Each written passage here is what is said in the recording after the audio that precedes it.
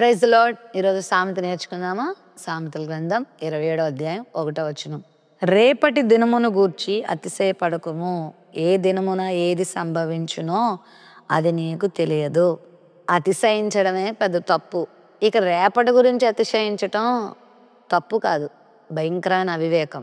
ఎందుకంటే మనం నిన్నటి వారమే, ఈరోజు ఆయన కృప ద్వారా పొందుకున్నాం.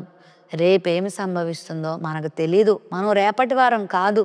ఇంతలో కనబడి అంతలో మాయమయ్యే నీటి ఆవిరి లాంటిది మానవుని జీవితం. ఒక్కసారి లోకాల్లో మనం కన్ను మూసామనుకోండి, 2-3 రోజుల్లోనే మనుషులందరూ మనం మర్చిపోతారు. మన జీవితానికి ఏ విలువ లేదు. అయితే అతిశయించవలసింది దేనిని బట్టో తెలుసా? దేవునిని బట్టి. నీతి న్యాయాలు జరిగిస్తూ భూమి మీద కృప చూపుతున్న దేవుణ్ణి నమ్ముకో. నీ రక్షకునిగా ఆయన నువ్వు పొందుకోగలిగితే ఇంకా అంతకన్నా అదృష్టం మరొకట్లేదు.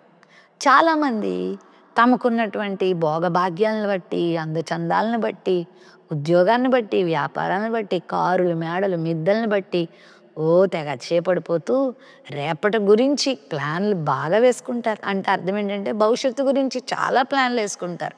నా ప్రాణమా తిను త్రాగు సుఖించు సంతోషించు అన్నాడు బైబిల్లో ఒక ధనవంతుడు.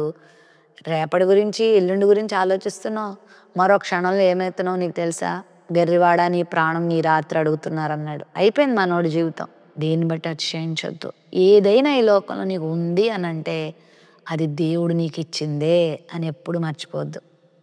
దేవుడు ఇచ్చింది అంతే.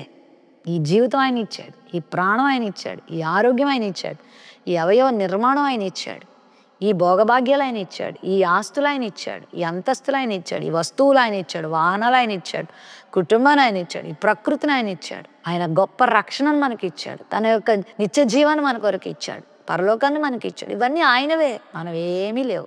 అతిశయించాలని నీకు అనిపిస్తే దేవుని బట్టి అతిశయపడు. ప్రభుని తెలుసుకున్నావా? అయితే నీ ఆనందం, నీ అతిశయం ఆయనను బట్టే.